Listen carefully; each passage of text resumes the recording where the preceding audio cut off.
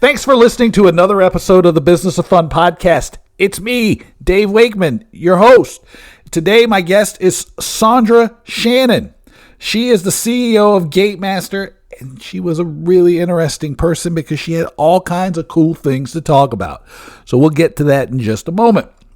But before I talk to you about my conversation with Sondra, I want to remind you to check out the Talking Tickets newsletter. That's at talkingtickets.substack.com. You find all kinds of crazy stuff there. As I'm recording this intro, one of the last things that I posted that was really popular, it got shared all over the place, drove tons of new people to the newsletter to find me. It was great. It was about premium. And a lot of the data that I shared about premium sales and service came, number one, from my work with clients all over the world, but also from the Talking Tickets Global Survey, the 2025 Talking Tickets Global Survey, which is I'm still accepting responses for, and there will be a link in the show notes. But in the premium newsletter, I talked about how ultra net worth buyers or ultra high net worth buyers, they like to be able to buy a guest a drink, a meal. It feels more relational. And this is played out across the world, around the globe, and how the all-you-can-eat options that have kind of taken over many places, they don't necessarily work for the people who are the ultra-high net worth buyers. And we also talked about how 50% of the American economy is being driven by the top 10% of income earners, and how that's not, while it's skewed in America, it's not unusual to other markets around the world where places like England, France, I think I even saw Norway in there, might have where the top 10% of people are spending over 25%, which probably gives you an indication that you need to look at your data, make some different decisions about how you're marketing and pricing and selling and creating products. So a lot of interesting stuff there. So check it out at talkingtickets.substack.com, or you can go to my website. It's davewakeman.com. A lot of that same stuff is there. So back to my conversation with Sondra. So Sondra is the CEO of Gatemaster. The company's 33 years old. We talked about the people she works with. We talked about kind of the point of view that she brings to the work that she does and the company brings to the work that they do. We talked about trends and data in the market. We talked about how Sondra and her team go around coaching change. We talked about having a vision. We talked about celebrations of data and how that happens. We talked about the levels of service. We talked about touch points, which is something I talk about a lot with you. We talked about creating massive success. We talked about starting the relationship from the point of shared success and understanding what success is. So this is a really, really cool and great conversation with Sondra Shannon on the Business of Fun.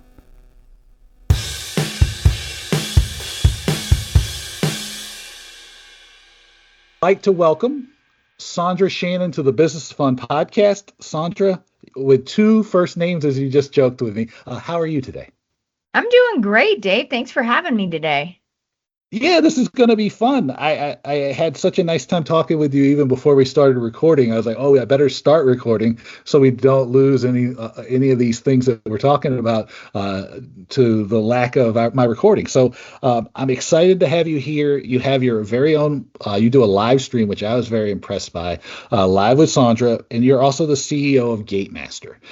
And I think that, let's start with Gatemaster and we can get into the podcast and we can go all over the place because I think you share a similar philosophy to me. It's like, well, let's go off the beaten path a little bit and just see what kind of things we can learn from each other. So tell me a little bit about Gatemaster. Love it. Hey, so Gatemaster started in 1994 as a ticketing system for family entertainment centers and ticketing and admission systems. We also did party booking and all the things that business needed.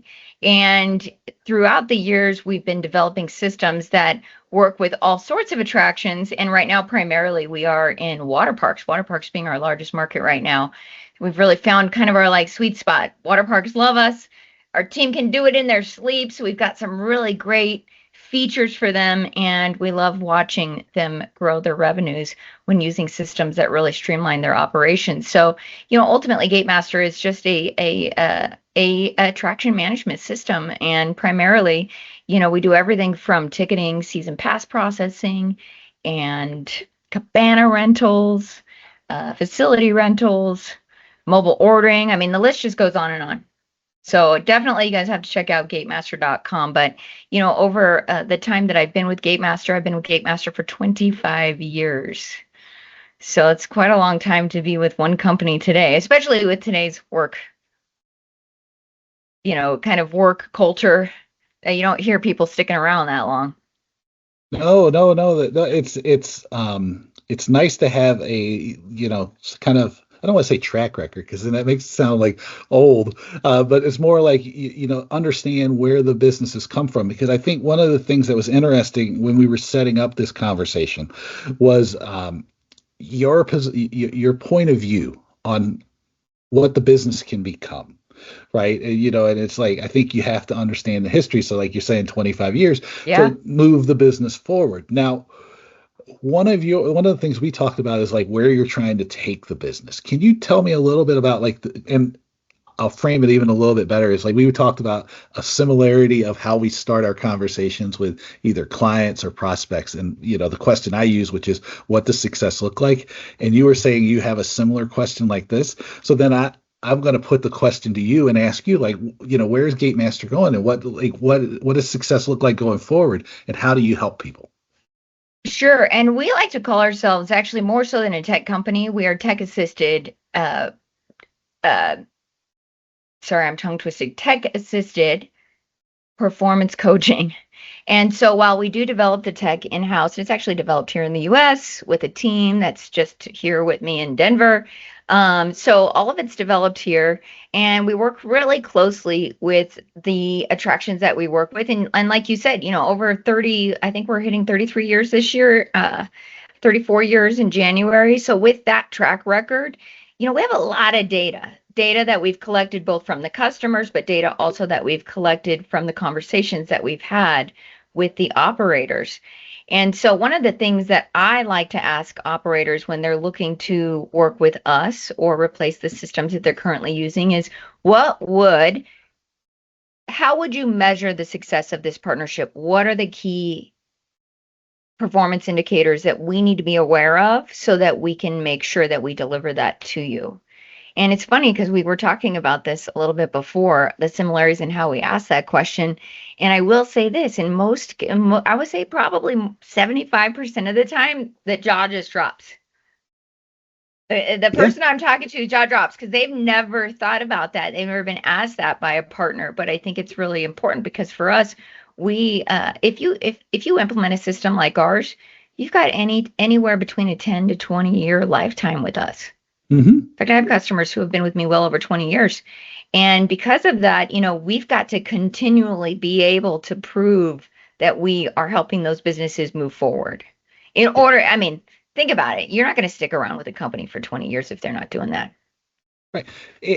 To me, it's always interesting because that people haven't thought this thing through, because there's so much emphasis that people place on strategic planning. And I really almost wish I could take a violent weapon to the idea of strategic planning, because I was like, planning is navel gazing to me. And it's, Sure. so people just spend so much time, I guess, lost in space, that they can never actually go, well, what am I really trying to get done here? Yeah, but I'd be curious, you say people's jaws drop, and I've seen it, so I know it's true. When you're talking to people, what do you think the impediment is for people to ask that question of themselves? Well, I think sometimes, and I really think a lot of the times we're dealing with particular departments in an organization. And what I found is a lot of times the organizations, their departments are not fully aligned. Now, one of the unique things about the product that we offer is that we do have to get buy-in from, let's say, the admissions. We have to get buy-in from memberships. We've got to get buy-in from marketing, from finance, from retail, food and beverage, all the different operating centers of these organizations. But what we found over the years is that so many of them are not aligned in what their incentives are to get these systems Yeah, in yeah. place and also to make sure that it's successful. So that's why it comes to us as a surprise to people when you ask them that, because marketing definitely has a different incentive than Mhm. admissions, and admissions has a different incentive than food and beverage or retail, right? So I think that's why the job drop. And I also think, like, for the first time, they're going, okay, we got to get aligned on what this looks like. Is it that we want to make more revenue? Is it that we want more Mhm. per cap? Whatever that looks like. So at least we're getting them thinking about that. Yeah. And I really do enjoy that experience. I don't mind the jaws dropping because it's like, when you learn something new for the first time, you're like, oh my gosh, like, where has this information been my whole life? It could have always been this way. All you had to do Yeah, was ask.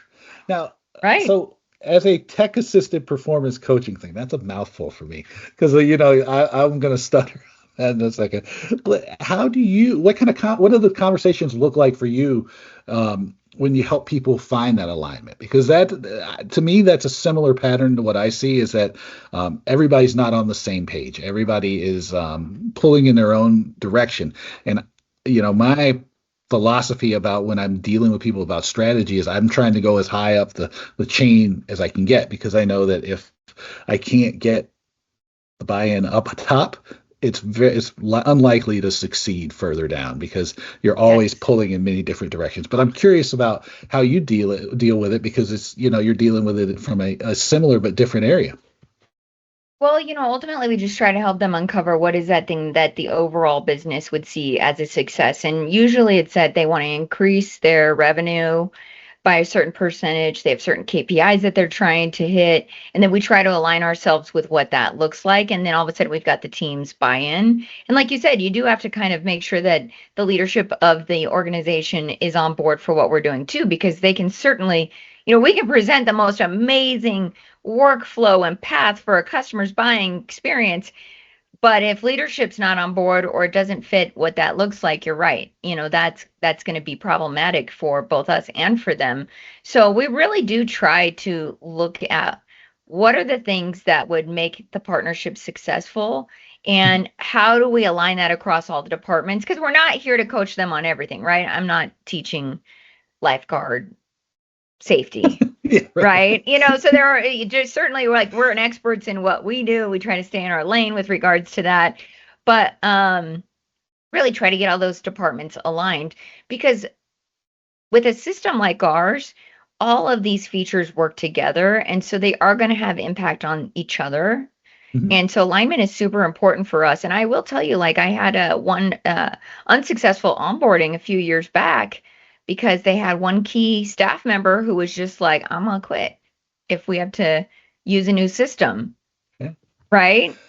I've And heard that one as I well. mean, this was many years ago, but this is one of the reasons why this is so important to us now because we went through that experience where if you have key men on your team who are sabotaging or Mhm. keeping, which I'm sure, doing what you do, you've ran into those like covert hostile people in organizations that are Not not even covertly hostile, just right. openly hostile.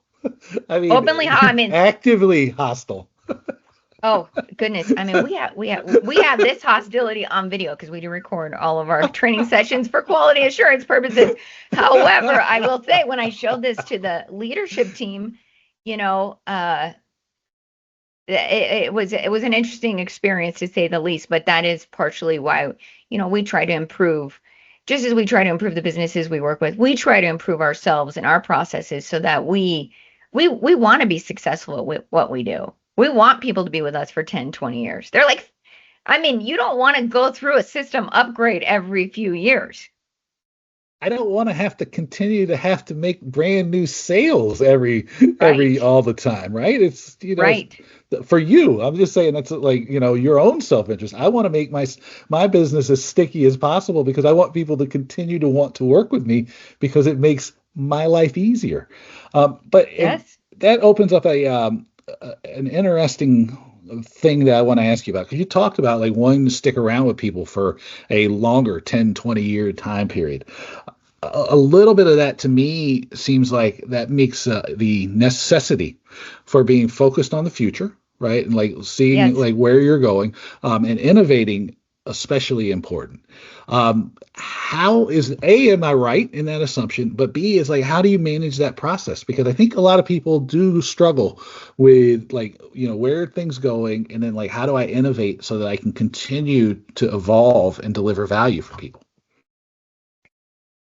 Well, so, just to give you like a little bit of backstory. So I got recruited to the company in 2002. And at that time, I was actually a user of Gatemasters. So I'm not the founder of the company. I was like employee number 20 or something.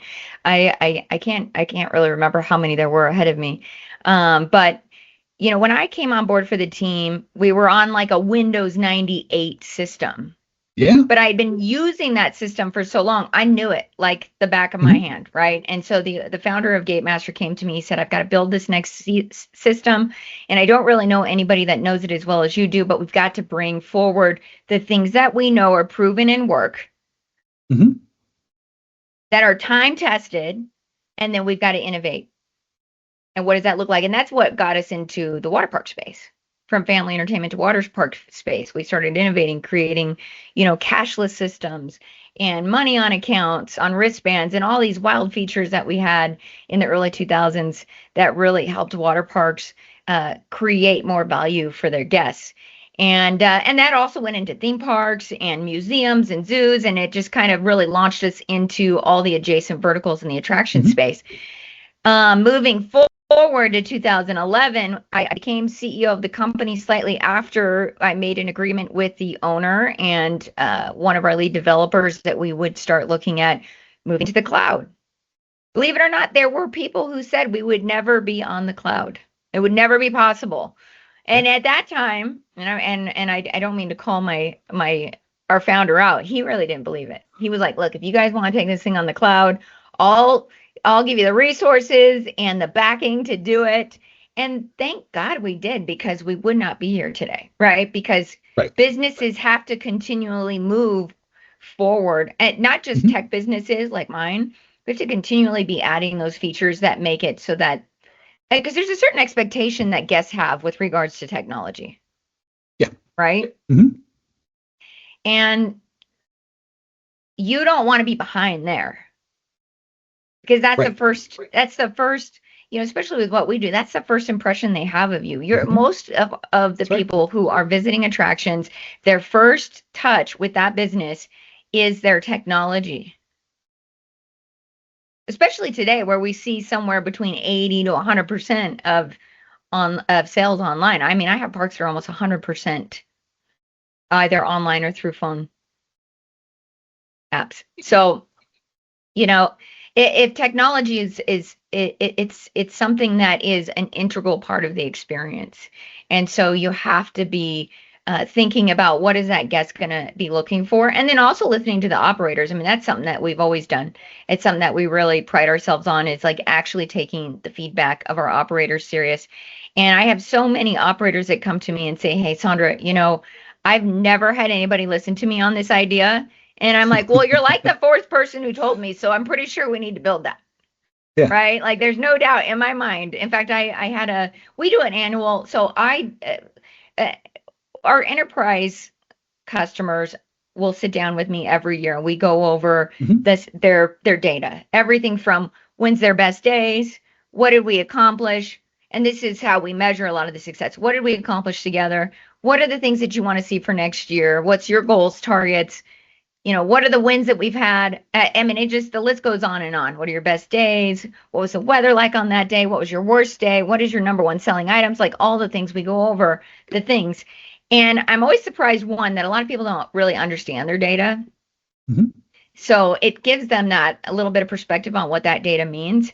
But then two, we can sit there and celebrate the wins together, because I think that's something that we don't do with our partners often enough in our businesses. And I mean, I have plenty of partners in my organization that I'm not doing that with, but it's important for me to do it with my partners that are attractions, because I think that that's like one where we get so many great ideas from them, because we're like, we really love, here's the wish list we have. That's actually the thing, when we ask them what can we do for you next year, that would be better. Oftentimes it's a wish list of features, and many times they're great. Why are companies building something other than what their attractions are asking for? Yeah. Oh. All right. So there's a lot that you've given me here, but I'll start right there. Was like on what you're practicing is like the most pure form of market research. And I've been running a survey in my newsletter and in the podcast and everything. And it's people go, well, what do you want to do? Like, what do you want to learn from this? I go, well, I want to give people something valuable that they can use and see, either comparing themselves to each other or seeing like where maybe they're doing better or worse than other people so they have a chance to improve. For me, the number one thing is for people to tell me what they need.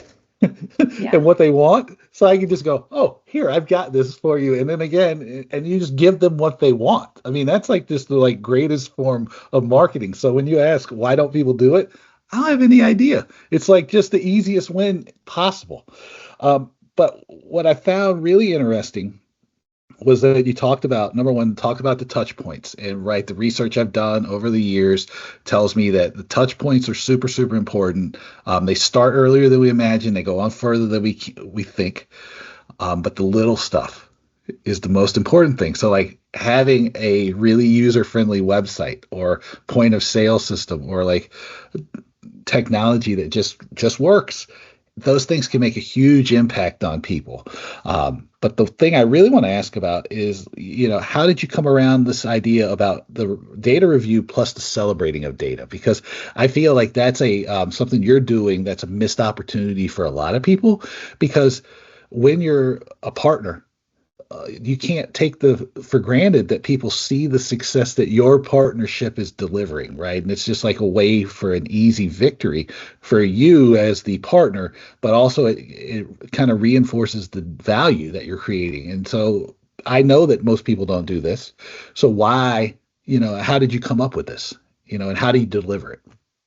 Well, I wish I could say that it was something I came up with. One of my mentors a long time ago said to me, the only emotion that belongs in business is celebration. When I heard that, it completely transformed my idea of what celebrating in business meant, right? And celebrating wins. And I realized that like that was such a huge part of the culture here in our business is celebrating wins. Like literally every single team call we have is either last week's wins or today's wins or whatever that looks like. We start every call with wins. So it made sense to us to do that with our partners that work with us. Mm-hmm. But also, I found that sometimes these operators, especially when you're working in theme parks and water parks, and these guys are on 24/7 for their season. There's no breaks, there's no vacations, there's no days off, right? There's no extra white space on their calendars. And so a lot of times they get through their season and they don't even know what their wins are. Yeah. Right? They've not even They gotten there yet. survived. That was a win. Right. The win was that they made it through the season. And so I'm sure I know that they appreciate us bringing forward that data to them and saying, this is what we see.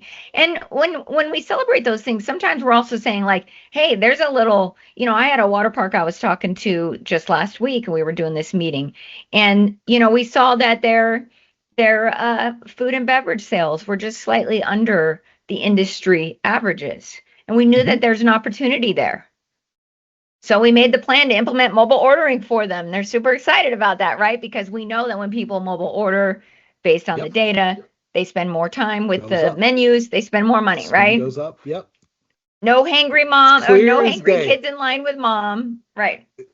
The purchase, the basket goes up. Like it's just like 10 to 12% in like the people I've worked with at a minimum. It's like immediate almost.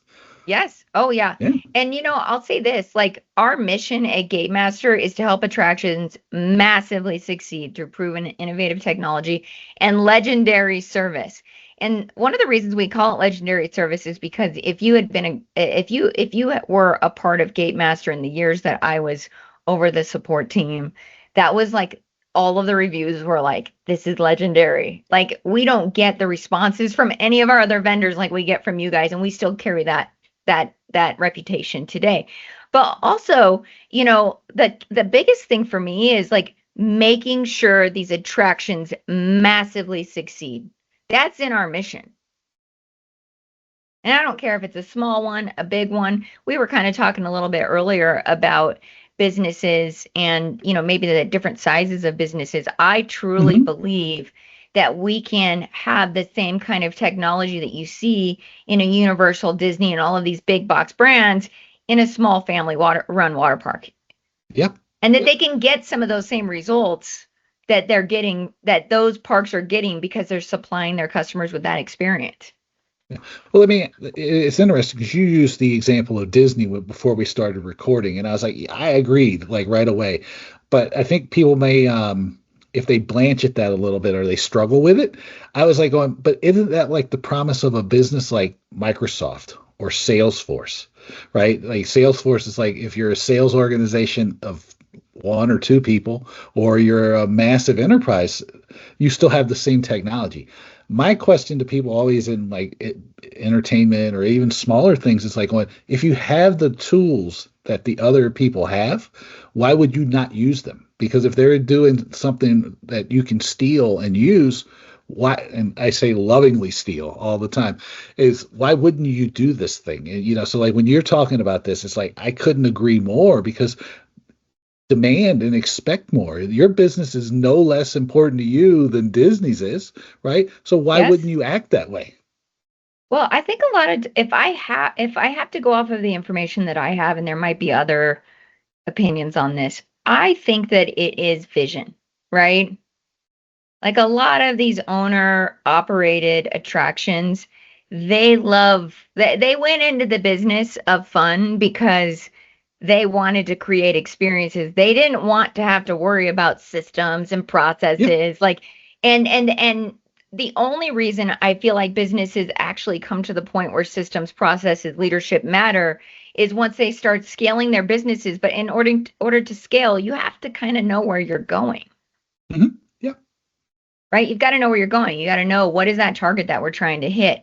And so, that's one of the reasons that coaching is such a big part of our implementation and onboarding process, because so many of them maybe had an idea of what the target is, but they didn't know how to align the systems and the Yeah. people with that, right? And so that's something that we can help them do. But also, I would say, you know, I really think sometimes people just aren't thinking big enough, right? Yeah. And the thing that I've learned, especially being a family business myself, I mean, I my one of my business partners is my sister. The founder, who I've worked with for 25 years, is certainly family today. And my husband's in the business. If you ever visit IAPA events with me, because I go to all of the meetups throughout the year, my daughter's always with me. She works in the business. So somebody who has a family business, I can say this. I know that that's easy to just be like, oh, it's a family Hmm. business. But the truth is like you've got to get this business so big that it cannot break in order to Hmm. ensure that the Yeah. family's okay. Because if the business is broke, the family's not okay. Yeah. That's right.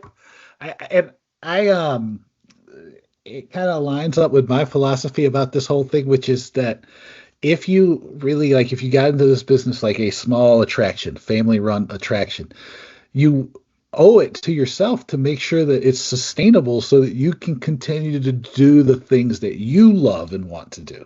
Like, don't just say, like, oh, good enough is good enough. No, you deserve to be able to keep it going if you can, right? And to Yes. innovate and deliver more of those things that are special and valuable to you and that make a meaningful impact on the people that you serve. And Yeah. I just am like always like I think like you said, it is about the vision. It is sort of people get convinced that like this is all they can become, and I'm like, going, no, I don't think so. I think you can do much, much more, and that's always like the way I challenge people.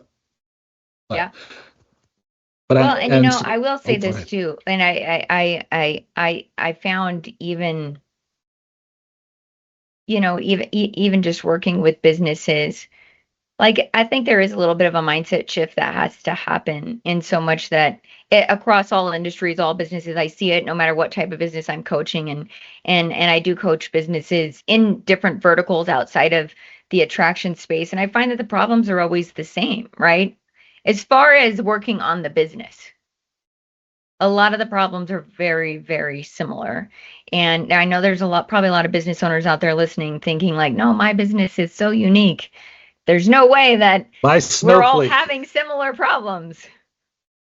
They're now cutting. They're hitting pause or stop on this podcast. They're going. Sondra and Dave have lost. They've lost it. But you're telling the truth. Yeah, So. because all businesses are going to hit certain breakpoints, and most of those breakpoints are either going to be, you know, processes. Do we have the right process? Can we duplicate what we're doing? That's a big problem for a lot of the parks that I'm working with. In fact, one of the calls I had last week with our check-in, the problems that they were having that they wanted us to help them address next year had nothing to do with the technology or the tickets. It was, how do we train our staff faster? Mm-hmm. Can you help us with that? How do Yeah. we write the processes for that? I'm always surprised to hear. I actually had somebody on my show who works for an organization that Mombaro, I hope I'm saying that right, where they digitize documents Okay. and SOPs for businesses. Mm-hmm. And she said to me, like, I'm working with these water parks and they don't have like any SOPs for anything. And somehow like safety should be of the utmost, right? And so, I mean, I'm not trying to call out any parks right now. I'm just saying that I know that that is something that there are experts that can help them with that. Mm-hmm. That is not why you went into business, to be writing a bunch of documents on, business owners, even like myself, like I don't like writing SOPs. I just know that they're necessary, or I'm Yep. going to have Yep. to, it's going to live in my head, and I'm not going to be able to elevate myself above that task. Mm-hmm. It just brain drain on you, right? It's just like Yeah. stops you from doing things. Now, one thing you talked about a little bit earlier, and it kind of fits into all these things we have been talking about. You talked about, especially around 2002 when you started, and moving, and then also moving things to the cloud, and like the touch points and the things like loading up your wristbands and things with cash and all these different things, is this constant focus on new technologies and changing technologies and trends and innovation. Sure. Two that I'm curious about. I'll ask about the first one first, because I probably imagine that most people are comfortable adapting to like a mobile environment. But I know that like also some of the attractions, sometimes they're a little bit behind on that because, again, not necessarily the primary focus. How are your attractions dealing with these like mobile solutions now? And then I guess the next part of that would be, what are people doing with AI? Because I'm kind of always kind of really curious, like how much AI is going to be meaningfully impactful, and how much of it's going to be nice to have and fun to use, but like not materially beneficial, and then how much of it's just like overblown. So I'll start here. One, I think tool fatigue is real for a lot of business operators, right?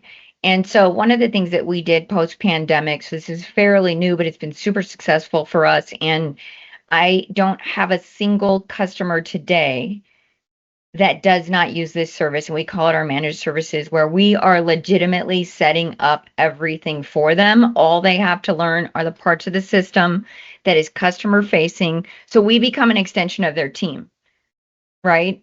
Because it is difficult for somebody who is not a systems expert to become one Mm-hmm. all of a sudden, especially seasonal staff, right? Like in the old days, they'd be like, "Hey, I just hired this guy for the season, teach him everything about the system," and then wonder why they weren't using a lot of features. They had very Yeah. basic setups. Yep. They didn't have like a lot of workflows. There were no upselling. You know what I Mm-hmm. mean? It's just because we gave that job to somebody who like just started yesterday. Yep. So you want experts setting that up.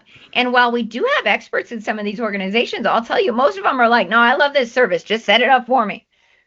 I'll test it out when it's ready. So that's one thing. So I think we are going to be moving more, and this brings me into AI and innovation. I think we're moving more into a do it for you service. I truly believe that the future of admissions and ticketing is going to be opening up your AI and saying, hey, I need 5 tickets to Charlie's Park on this date. We need parking, food, retail. These are the items that we need ahead of time. And the AI just pulls it all up, put your credit card in. It's probably already Mhm. saved and you take care of it. I don't believe they're going to be hitting all the buttons in the future. I just don't think that's, I think this is a little distant ways off because Yeah, our industry's not quite there, but I think it's going to be not only for the operators to have systems who are using machines to help set things up, which is why it's easier for us to do than have just one of your team members do because we have we use machine learning and we're using all these things to help us do that quickly. Um, However, with regards to the guest experience or the customer's experience, I think we are going to be moving in a direction where they're not just going to go to your website, pick a date. They're going to want to just talk into it and yeah, have it done for them. I think I have to, if I have to guess, that's where we're going. Those are some of the tools that we're working on for the future. And really, I just think that it's going to be a little bit different than what it's been for the last 20 years. And companies have to be looking towards that future and what that looks sure. like.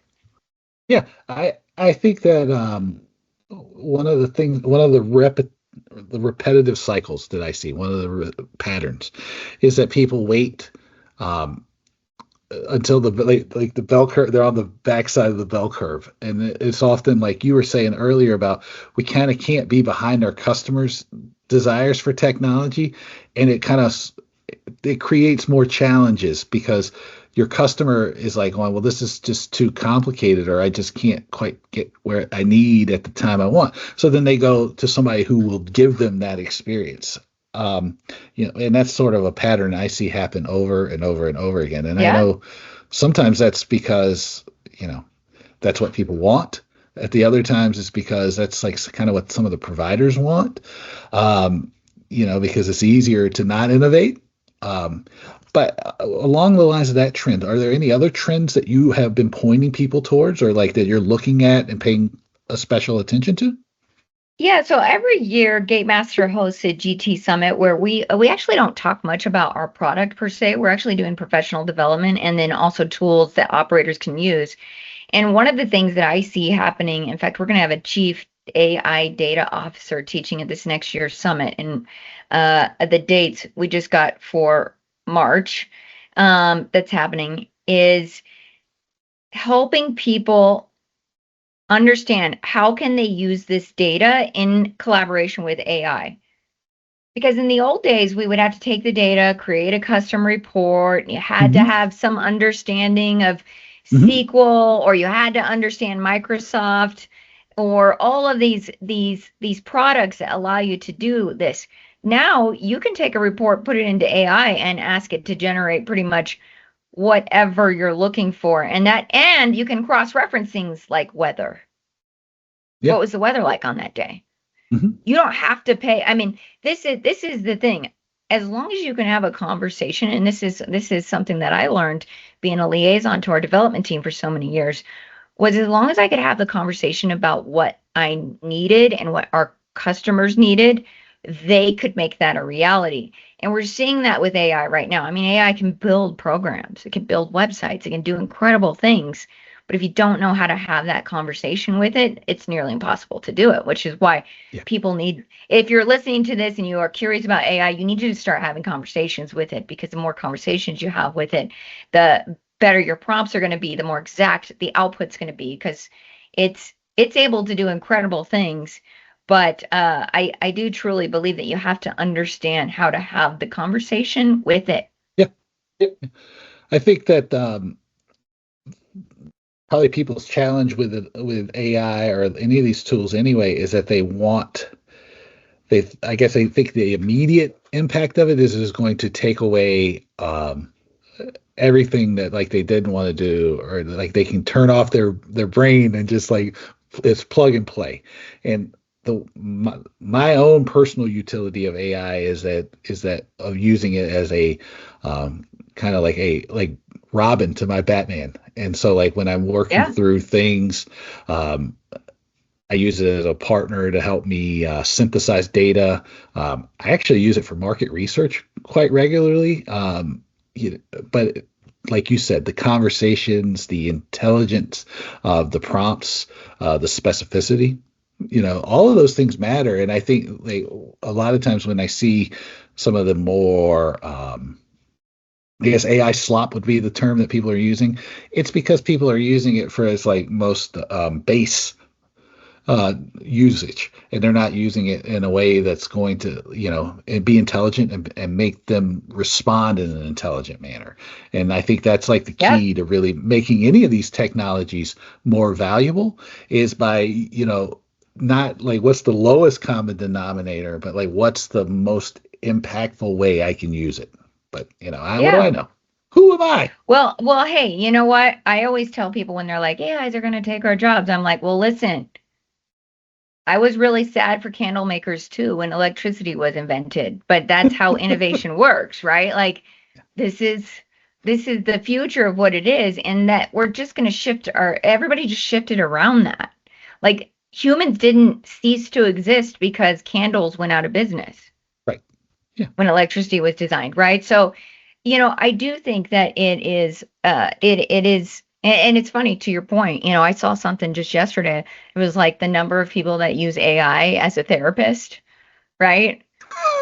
Which is fascinating to me and how they're confusing, like because it can be very real. I mean, I Oh I was yeah. writing I was writing something in my AI the other day, and I said, "Oh, and add I love you," right?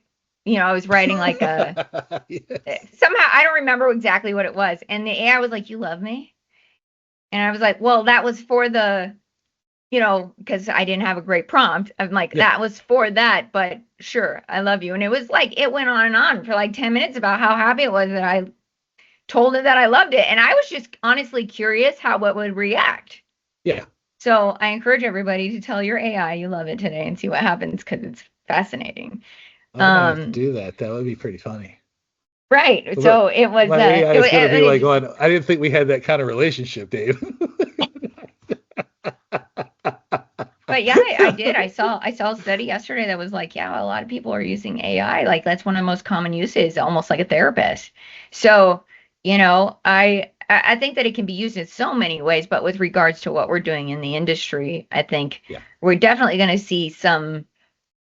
I mean, look, it's it's not able to join things as well yet with regards to development, but it certainly can develop, and it's getting better and better.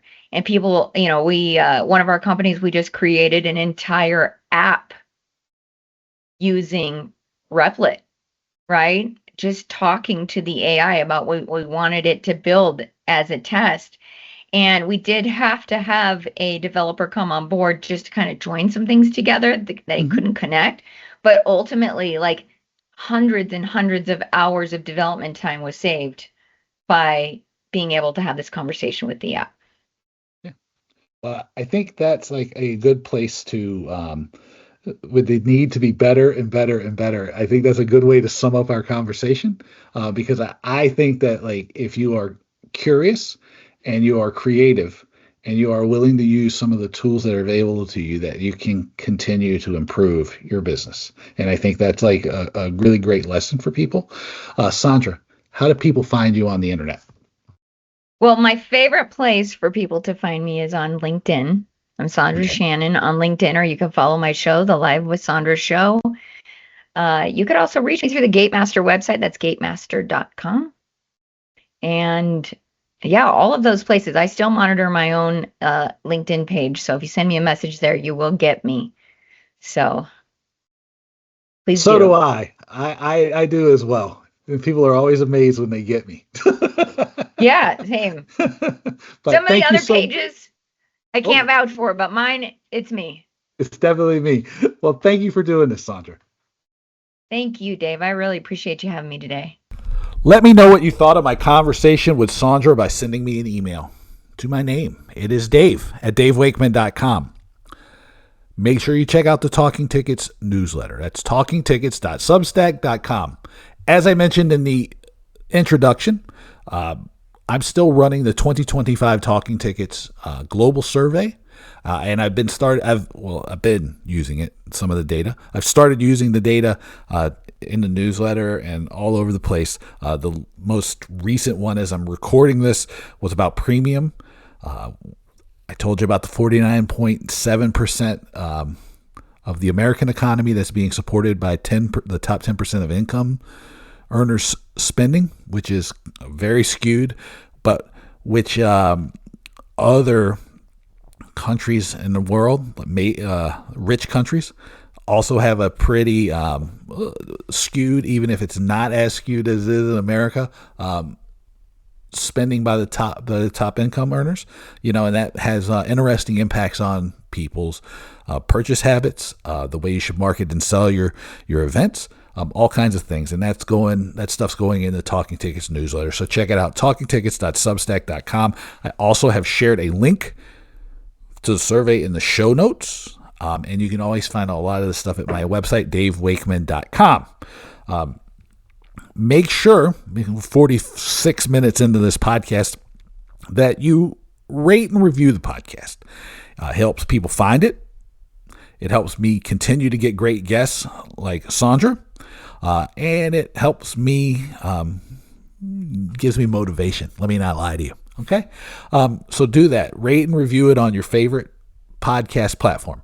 Also, share this with somebody who can benefit from conversations like this one with Sondra Shannon or any of the other ones. I got a bunch of texts and notes about the Scott Friedman one. People tell me that every time you listen to this thing, you learn something new. So help encourage me to keep doing this by rating, reviewing, and sharing. As I've been saying now for, I don't know how long, I couldn't do this without you. So thank you for listening. Thank you for being here. And I will talk to you soon. Take it easy.